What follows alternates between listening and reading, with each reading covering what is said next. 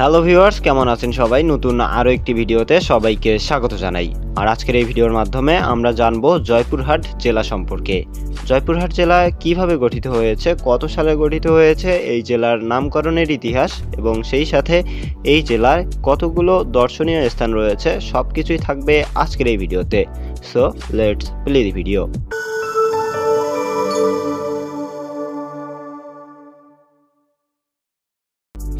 জয়পুরহাট জেলা বাংলাদেশের উত্তর পশ্চিমাঞ্চলে অবস্থিত একটি জেলা, যা রাজশাহী বিভাগের অন্তর্ভুক্ত। জয়পুরহাট জেলা প্রতিষ্ঠিত হয় 1984 সালের 26শে ফেব্রুয়ারি। 1984 সালের পূর্বে এই জেলা বগুড়া জেলার অধীনে একটি মহকুমা হিসেবে ছিল। জয়পুরহাট জেলার জেলা কোড হচ্ছে 09। নামকরণ।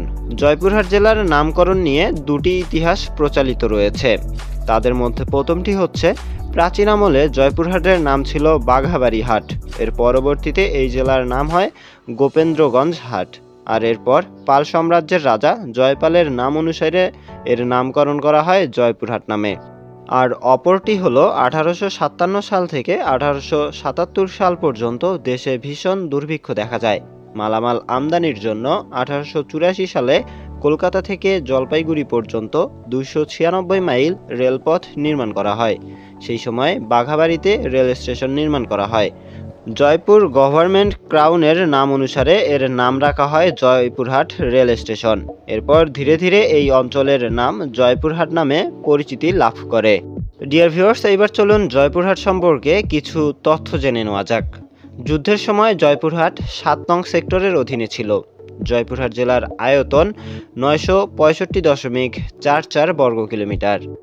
জয়পুরহাট জেলার পূর্বে গাইবান্ধা ও বগুড়া জেলা এবং পশ্চিমে নওগাঁ জেলা অবস্থিত।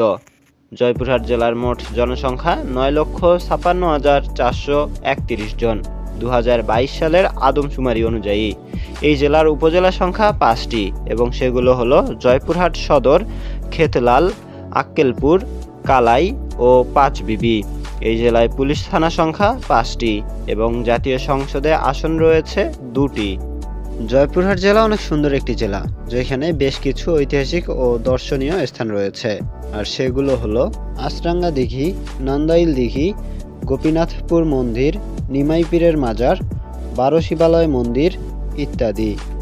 সো ভিউয়ার্স, কেমন লাগলো আজকের এই ভিডিও এবং আপনি কোন জেলা থেকে দেখছেন আমাদের ভিডিওগুলো অবশ্যই কমেন্ট করে জানিয়ে দিতে পারেন। এছাড়াও যদি বাংলাদেশের 64 জেলার এমন ভিডিও দেখতে চান তাহলে আমাদের প্লেলিস্টটি অবশ্যই ঘুরে আসতে হবে। কথা হবে অন্য কোনো দিন অন্য কোনো ভিডিওতে।